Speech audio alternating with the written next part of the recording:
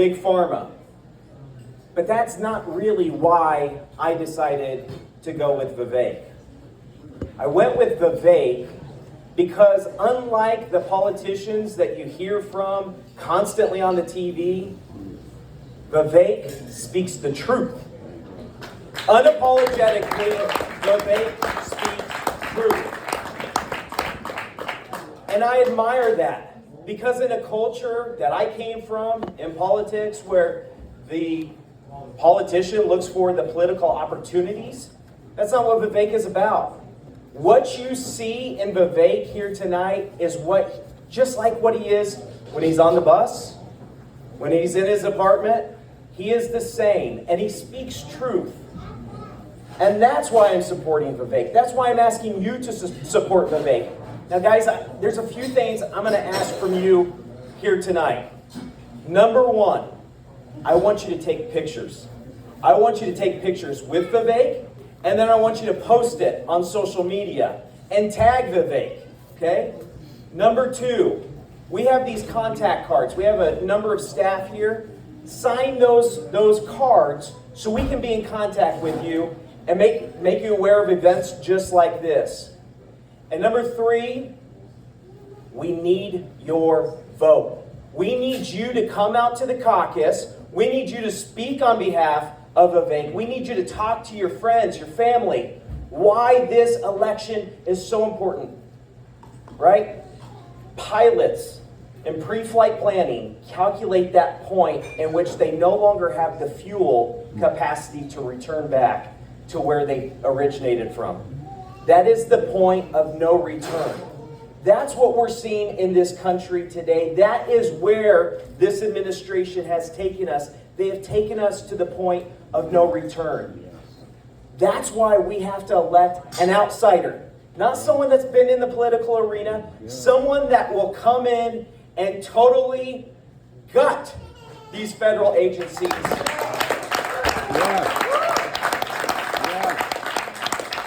He's not looking for incremental reform. Please welcome my friend, Vivek Ramaswamy.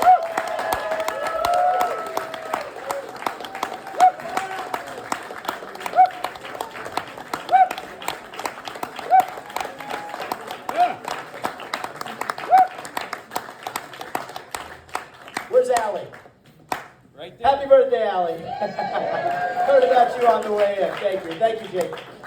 Jake and I became instant friends because he helped everybody in Iowa pronounce my name. He says it rhymes with Jake, and I appreciate that. So it's good to be here with you guys. I want to open this up and have more of a conversation because this is how we're going to get our country back.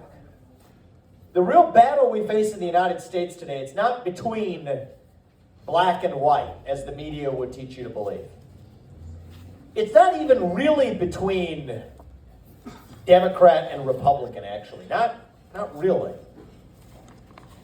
It is between an overwhelming majority of us in the United States of America who believe in the founding ideals of our country, who believe that all men are created equal, endowed by their Creator with certain inalienable rights, among these life, liberty, and the pursuit of happiness, who believe that you get ahead in this country not on the color of your skin, but on the content of your character, who believe in free speech and open debate, who believe that these ideals form the backbone of the greatest nation known to man. And that even though we are an imperfect nation, we are founded on the pursuit of a more perfect union.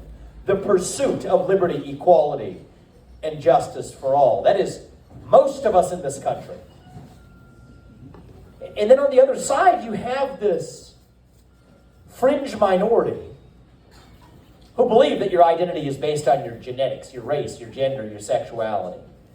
Who believe that we have to stop burning carbon in the United States, even as we shift those same carbon emissions to China. Who believe that if you disagree with any of those ideas, you're a racist or a homophobe or a transphobe or a climate denier. At a moment in our history when there's no greater damnation than to be called one of these things. So when given the choice between pledging allegiance to this new religion and being tarred with that scarlet letter, everyday Americans are choosing to bend the knee, which has created this new culture of fear across our country. that has replaced our culture of free speech. That is the other side of this war. And I call it a war because there's really no middle ground between these choices. Either you believe in meritocracy or you believe in group quotas. You can't have both. Either you believe in free speech or you believe in censorship. You cannot have both. Either you believe in American exceptionalism or you believe in American apologism. You can't have both. I can take this in the Q&A. I mean, a lot of ways that we have to win this war, but the number one way we're going to do it is all of us in this country, not just me, all of us, starting to speak the truth in the open again. You want to know the best measure of how we're doing as a country? It's not the number of green pieces of paper in our bank account. It's not the number of ballots we cast every November. That is important, but it's not the most important thing. The best measure of our country's health, it is the percentage of people who feel free to say what they actually think in public. Right now, we are doing poorly. We're going to do better, all of us. Say in public what you will say in private. That is what this campaign is about. Speak the truth, not just when it is easy, but when it is hard. Speak the truth with a spine, with conviction, with respect. But part of respect means you respect thy neighbor enough to tell him what you actually believe. That is what we are doing tonight. That is what we're doing all campaign long from now through January 15th at the Iowa caucus. We are speaking the truth. God is real. There are two genders. Fossil fuels are a requirement for human prosperity. Reverse racism is racism. An open border is not a border. Parents determine the education of their children. The nuclear family is the greatest form of governance known to mankind. Capitalism lifts us up from poverty. There are 3 branches of government in the United States, not 4. And the U.S. Constitution, it is the strongest and greatest guarantor of freedom in human history. That is the truth. We fight for the truth. We stand up for the truth. That is what won us the American Revolution.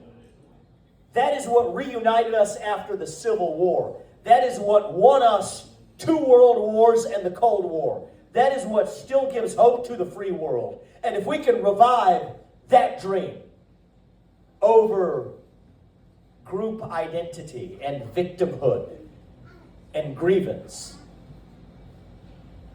then nobody in the world, not a nation, not a corporation, not a virus, not China, is going to defeat us. That is what American exceptionalism is all about. That is what we're going to revive to save this great country. Thanks for the warm welcome, guys. I'm enjoying it. Let's open this up. Let's have a conversation. Raise your hands. Free speech, open debate. We just have free drinks to go with it if that makes it easier. So don't be shy. Please. I loved all of your truths. Thank you. I loved all of your truths. The only one that I have to take issue with is the abortion. As a woman, it's not something that I want people to feel about. I want something to think logically about it. It's not about how people feel. It's about what literally needs to happen safely. And I understand, I know, but I'm a female and I need to have that option for my daughters so they're not put in a situation where they're at risk for death or criminalization because they have to take care of their life. What's your name? My name is Irene. And how old are your daughters, if you don't mind me asking? I have a 23-year-old and a 27-year-old, and I'm 56. Well, thank you for being here. And I got to say something. You know, I'm running the Republican primary for U.S. president. I'm pro-life. That was not something I brought up in my 10 truths, but you must know this about me. I picked that up at a young age. But I thank you for representing what this country is founded on. We may not agree on every last issue, but we talk about it in the open. We say in public what you will otherwise say in private. Thank you. That is what this country is founded on. So I want to first say, that's a hard thing to do. And I appreciate you for speaking your mind in the open. Here's where I'm at. Okay, so I can level with logic and reason. I think the same way. It's a heavy issue. Take the case of a pregnant woman walking down the street. She's assaulted. Unborn child dies as a result. I think most of us in this room probably believe that that criminal deserves liability for that death. Right? Fair to say? I mean, would you agree with me on that? So it says, at least, let's just say, we're never going to be united as a country over this issue, not in the foreseeable future, but we don't have to be divided to a breaking point over it. What does that say? It says we share certain basic intuitions in common. That's a pro-life intuition. I think most of us share that intuition in common. Now, what's happened in this country is, I think the pro-life movement, I'm part of it, needs to level up to walk the walk when it comes to being pro-life. All right, let's talk more openly about policies to foster access to contraception, to adoption, to child care. Here's one we don't talk about enough. Sexual responsibility for men, actually. Right? We have genetic paternity tests. And I say this as a man. Right? We have 100% fidelity genetic paternity tests. And so I think with that approach to this doesn't have to be about men's rights or women's rights. We could say we're all on the same team here. How do we get this done? Now, I'm running for U.S. president. I'm not running for governor. I do think that this issue will and needs to be driven by the states. We have a system of federalism in the United States of America. A 10th Amendment that says that which is not reserved to the government, federal government, is reserved to the states and to the people.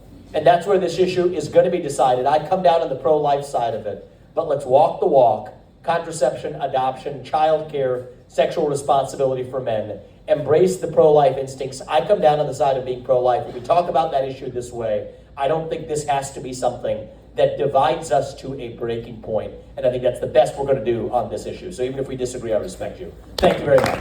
Thank you for that. I appreciate it. We'll go right back. And then we'll come right up here to this woman right here. We'll go right there first. So, I'm Nash, by the way. Good to see you again. Hey, nice to see you. So, you talk about that this is a states' rights issue, but how are we United States if we are not all underneath this same rule of law? So, it's a good question, actually. This goes to the heart of who we are as a nation, actually.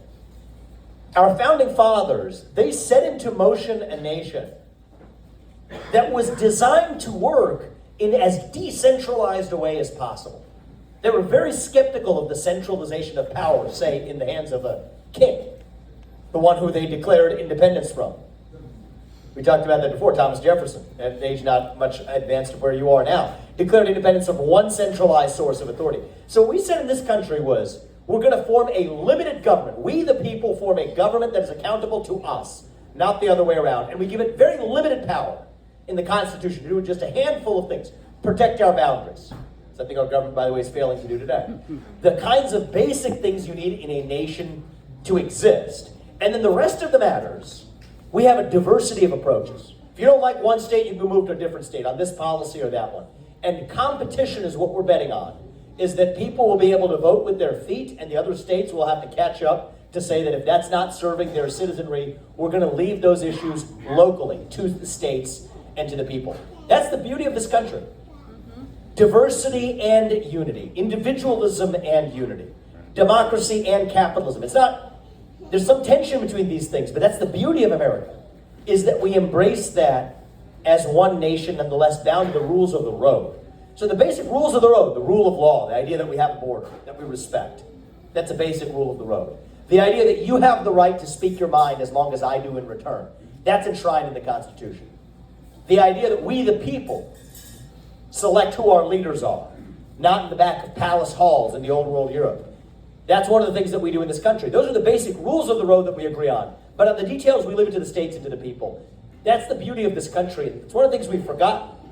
And if we're going to unite this country, it's going to come from, once again, embracing what we call federalism in the United States of America. And I stand for that constitutionalist vision. I appreciate that, Nash. Appreciate it. Thank you. Go to this one right here. Hi, thank you. wanted to ask you to speak a little bit about your stance with Ukraine. Sure, absolutely. So this is going to lead to a long discussion, and it's a really important discussion to have as we are now seeing the risks of potential broader war breaking out even in places like the Middle East. My view is that we are dangerously close to something that looks like World War III. We're marching there slowly by the day, and people in World War I, when Archduke Ferdinand was shot, did people think that was going to end up in World War? No, it was World War I, which then paved the way for World War II that came after. I think we're marching to a place where Russia and China are in an alliance with one another.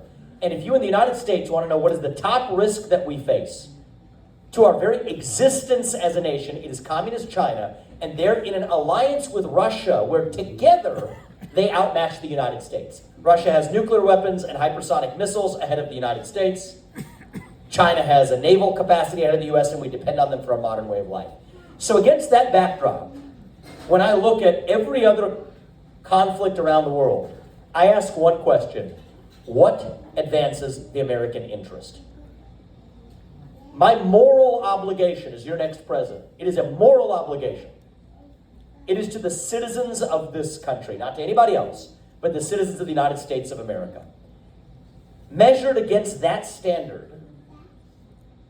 I do not favor continued U.S. participation in this conflict in Ukraine. I do not think this is a war that advances the American interest. We have young people in this room today. This falls on their shoulders, not even mine anymore, not the rest of us. We spent $6.5 trillion in Iraq, in Afghanistan. Thousands of innocent lives, American lives, sacrificed. To what end? The Taliban is still in charge in Afghanistan, 20 years later. We have a hostile anti-American regime in Iraq today, 20 years later. I refuse to make those same mistakes on my watch. And so I also want to level some people say, well, isn't this an evil dictator? What is he doing? And where's the United States' moral authority? Let's be tethered to facts. Just because Putin is bad does not mean Ukraine is good. This is a country that has banned 11 opposition parties. It has certainly consolidated all of its media into one state media arm on television. It says it won't hold its elections unless we fork over more money.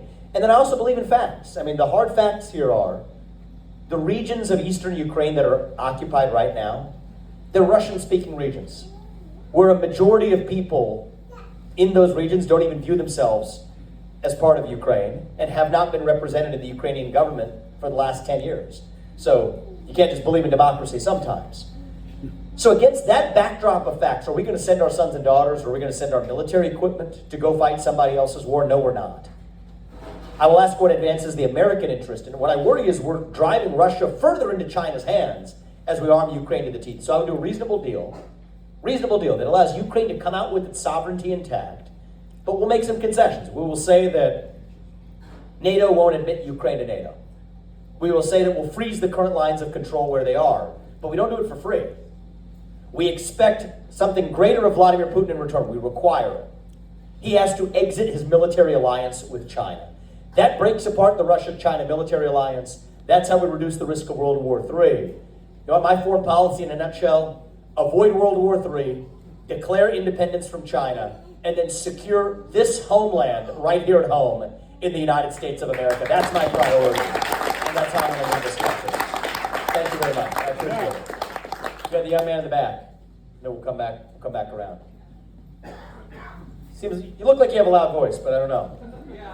Big guy. Hi, my name is Tim. Thanks for coming. I believe our immigration system right now is broken. If you disagree with Accurate. that. Okay, awesome.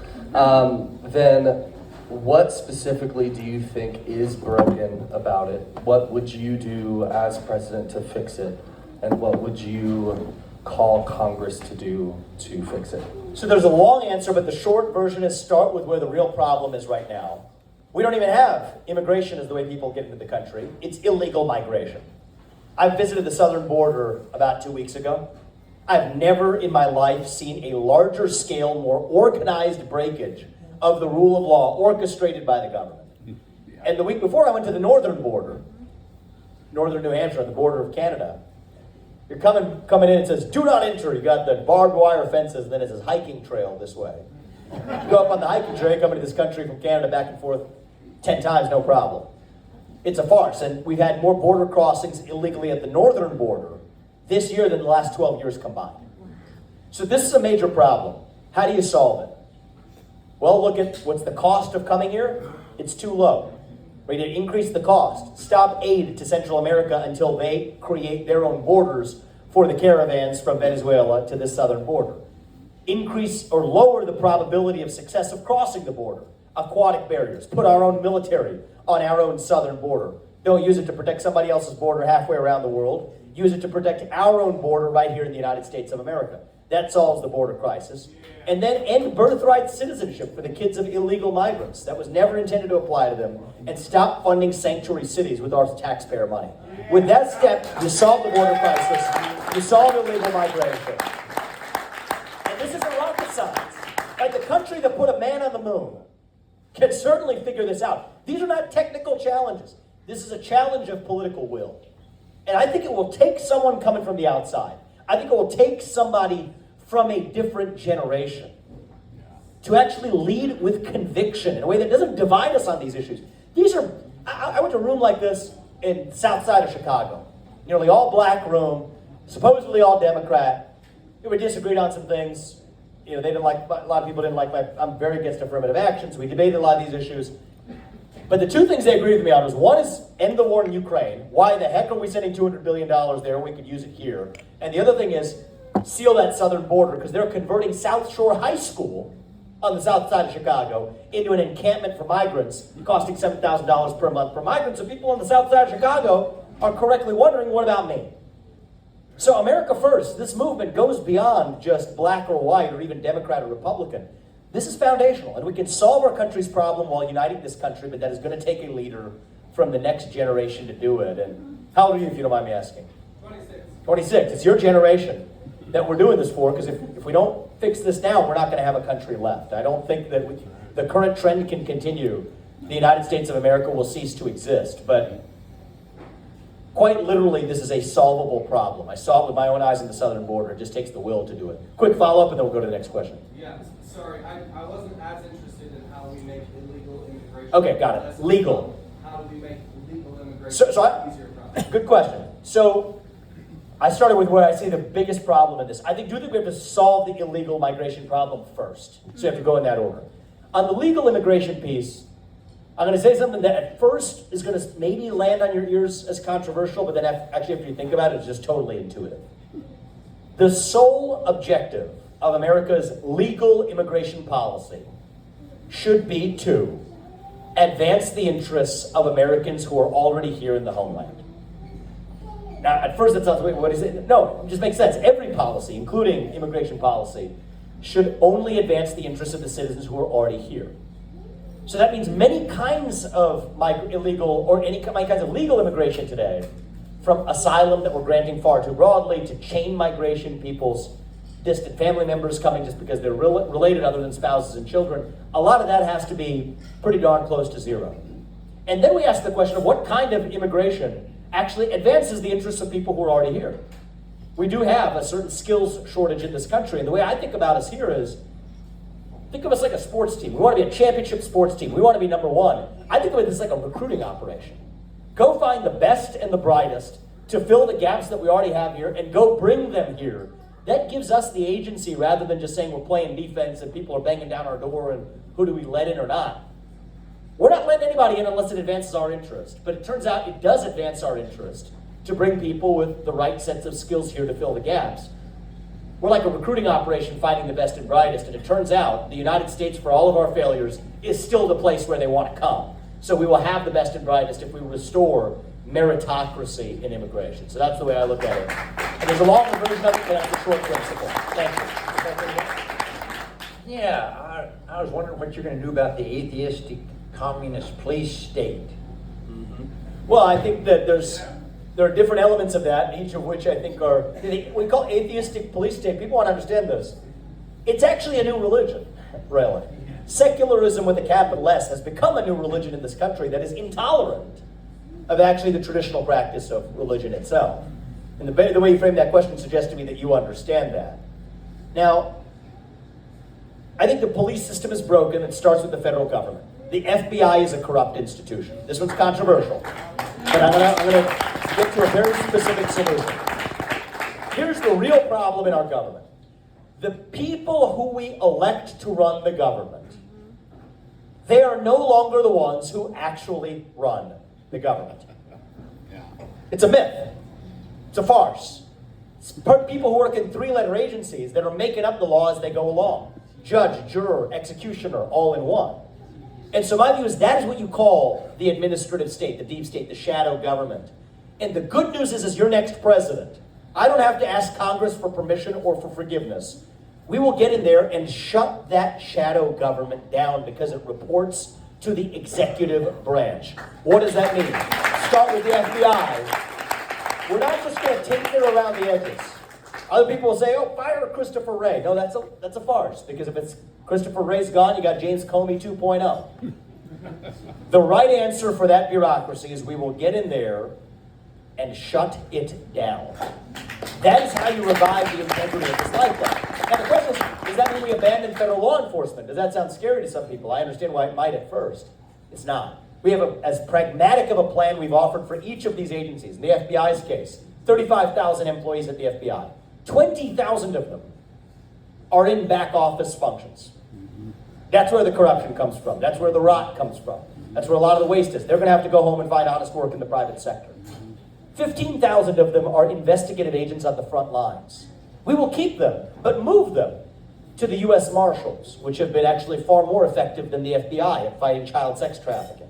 We will move them to the Financial Crimes Enforcement Network at the U.S. Treasury, where they have more specialization to go after white-collar crime. We will move them to the DEA, better on the front lines of the fentanyl crisis than the FBI has been. So it's not this thing of, oh, are we going to sacrifice law enforcement? No, to the contrary. We are going to be more effective while reducing the corruption. But it's going to take a leader who understands that. That is not going to happen from somebody that comes within government. It is not going to happen when somebody is in charge who's been captured by that system. And I'll use this as a chance to say the real cancer on American politics that gives us all these problems is the super PACs. This is the corruption of the political system. They tell you you can only give $3,300 to a campaign. Turns out people are giving $33 million willy-nilly to a bunch of politicians who are bought and paid for and end up being puppets of the people who write those big checks. It is like, I want people to really understand this, because I'm not a politician. I'm new to this. I'm a businessman. And I can tell you from seeing this in the 9 months I've been in this game, every politician dances to the tune of their biggest donor. It is a fact. In my case, that biggest donor is me. Okay, I'm going to keep it that way. To revive the integrity of our republic. Thank you, man, including the police state while we're at it. We have two back here. Two back here, then we'll come for a repeat here. Okay, so obviously your first truth is that God is real. For American patriotism, do you believe that it is possible to be a true American patriot without a belief in God? Yes, I do. I believe God is real, and I believe that that is woven into the fabric of our country. Can you be a true patriot who has a belief to the contrary? I'll give you proof. You have the pamphlet in your hand that you were referring to? So that's modeled, you know what that's modeled after? After anybody here knows what that's modeled after? 10 Commandments. Well, the 10 Commandments are the 10 truths, but the pamphlet, the format of this pamphlet, anybody from American history? Common sense. Yeah. Thomas Paine. He was the guy who was distributing Revolutionary War materials. They would draw something. It says, for the patriots of America. It says 1, 2, 3. The front page of that is modeled after Thomas Paine, who started the American Revolution, quietly dropping these leaflets around. That's how the revolution began. Thomas Paine was an atheist. People forget that, actually. He was the author of Common Sense. It was something that was in the 1776 era. Most of our founding fathers were Christians. Thomas Jefferson was a deist. He wasn't a Christian in the traditional sense at all. He was a deist. He believed in one God, kind of a unitary view. So the beauty of our country is that we're founded on absolutely Judeo-Christian principles that date back to the biblical era, but we are fully accommodating of people who have different belief systems as long as you abide by the rule of law created in the shadow of that value set. Right? For me, this is very personal to me. I'd be the first Hindu ever elected. I'm not Christian. I believe in one true God. I believe God is real. I believe God puts us here for a purpose, that he works through us to achieve a higher goal, that we are his instruments. I truly believe that. That's the source of my freedom. Those are the same Judeo-Christian values. Values, not the same religion, but the same values that this country was founded on. And so I'll make it kind of a simple version here. Faith, family, patriotism, hard work. Pick two. But you can't have zero, which is what's going on in the country today. All of those things have disappeared at the same time. And that's what leaves this vacuum in our hearts. And when you have that void that runs that deep, that is when the poison fills the void. So I favor all four. Individual, family, nation, God, great.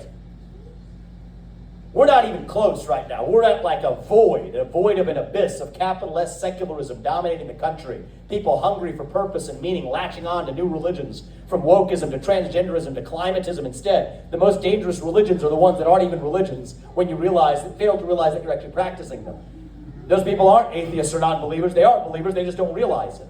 So that's where we are now. So against that backdrop, if you're going to be a patriot and believe in this country, believe in the nuclear family as a foundation for this country, believe in yourself and your hard work, that you can achieve anything you want with your hard work and dedication, and that you do it through your own industriousness and creativity and capacity, but you happen not to yet have come around to one belief of God, that's okay. You can still be a patriot. That's my view of it, even though I have a different view on the matter. Good question, man. Thank you. One more back here in the back in the front. Hey Vivek, my name's Gabe. Thanks for coming. If the caucus was tomorrow, I'd show up for you because I think you're what the country needs. But I think there's a lot of people nationally, talking heads, journalists, all these people who think this is Trump's race to run and everything else is kind of a moot point. Number one, why is that not true? And number two, if it is true, I hope you're jockeying to be vice president because that's the only way I'm going to vote for Trump. Thank you, sir. Well, I need you to come out and caucus for me. So let me just tell you this. How old are you? You're 30. You're 30, similar generation to me. I'm not a plan B person. I didn't get to where I am, and I wouldn't advise anybody else to achieve their goals by being a plan B person either. I think I'm going to be the next president. I think I'm going to be the next president because you put me there. That is not my choice. That is your choice. So it's circular reasoning to say that somebody else is going to make that decision. So even though I would go in this direction, I'm just going to say that I'm going to let somebody else decide it for me. Iowa goes first for a reason.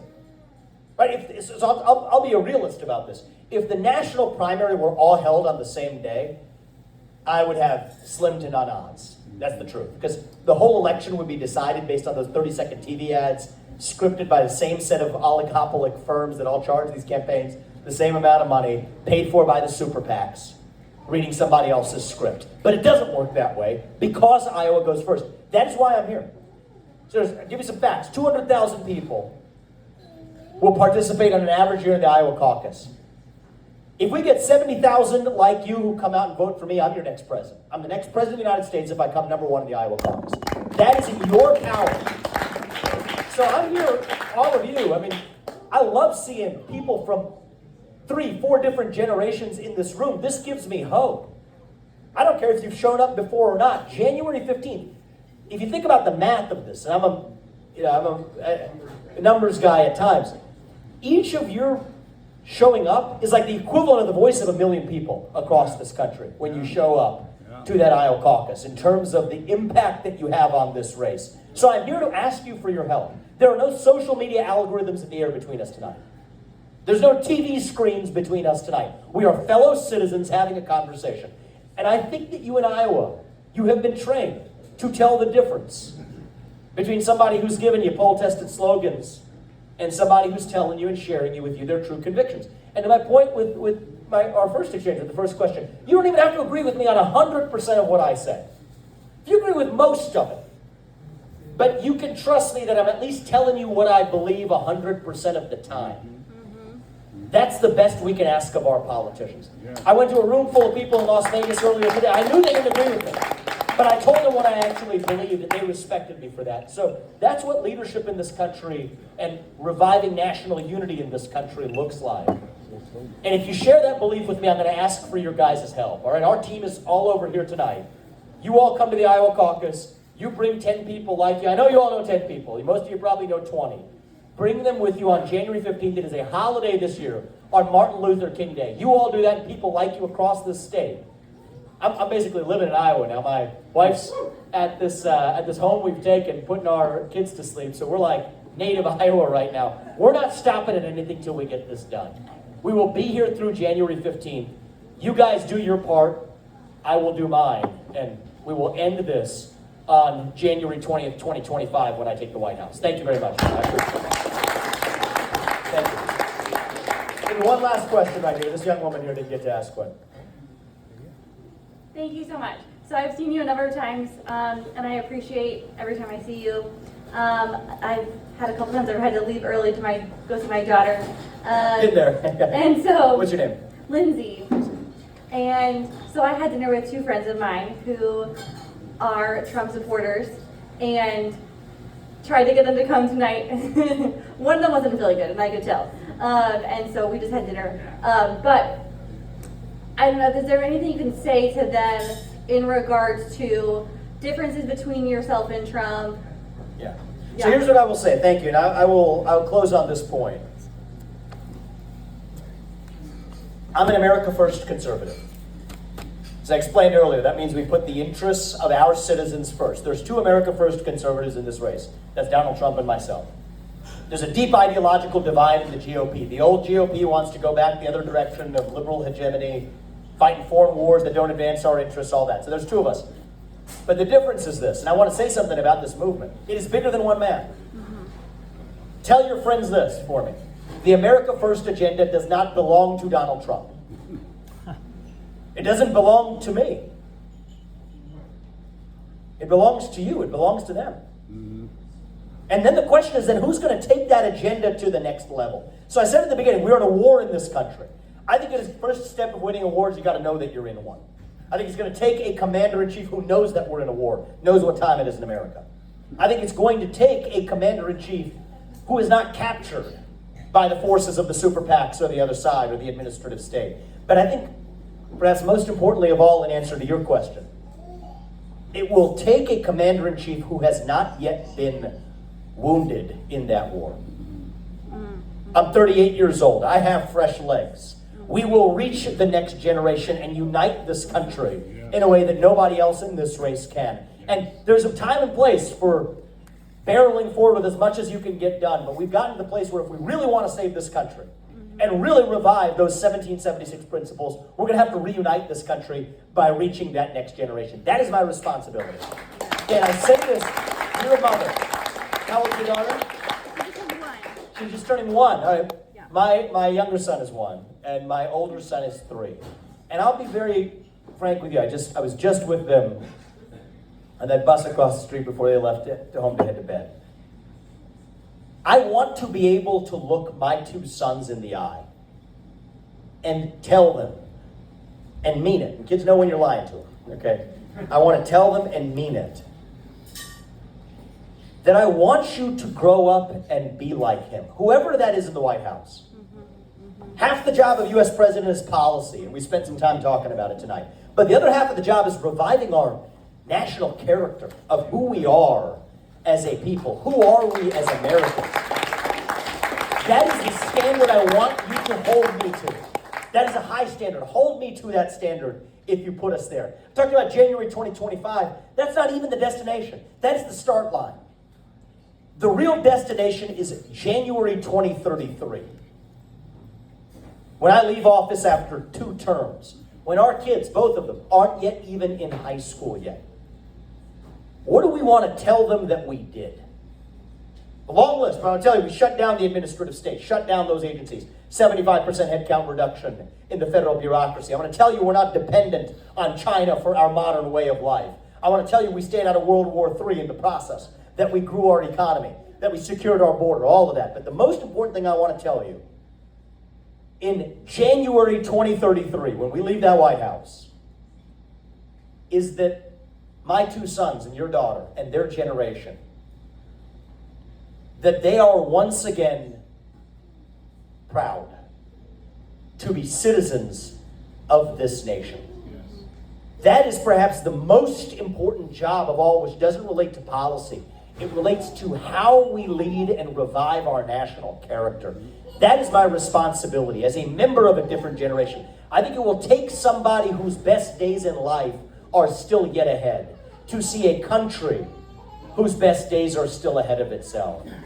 And this is what I will say in closing on that point. We are taught to believe that we are a nation in decline.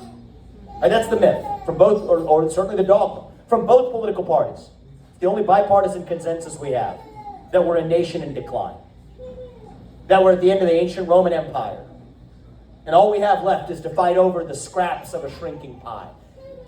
I don't think we have to be that nation in decline.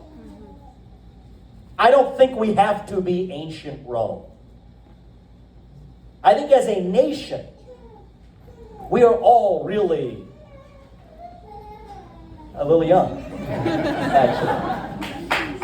Going through our own growth years, our own adolescence. Like figuring out who we're really going to be when we grow up. I love that. What's this guy's name? Kai. I love that. How do you do that this late at night? I'm very impressed. You got to learn a trick or two from you. That Kai's generation, we will look him in the eye and tell him that the United States of America is still the country where no matter who you are, where your parents came from, what your skin color is, that you still get ahead in this country with your own hard work, your own commitment, your own dedication, and that you know what? You are free to speak your mind at every step of the way. That is the American dream. That is what we are running to, all of us. I am asking you for your help tonight, okay? We can still reach that American dream. It is not permanently gone. We don't have a lot of time. But if Kai is in high school, by the time we fix this, I don't think we have a country left. I really don't. But I think we have this last window to get this right. I am asking you for your help. It's not going to take a lot. Well, other people ask you for money. We're not asking you for $1. I want you on one day, January 15th, when this nation, through its traditions, have assigned this state the responsibility of picking this country's next president, which is a good thing because it's done in roomfuls like this, not on television ads. I'm asking each of you to bring yourself, your family, your friends to vote for this vision for our country. And if you all do your part, I promise you I will do mine. Thank you for coming out. God bless you. God bless our United States of America.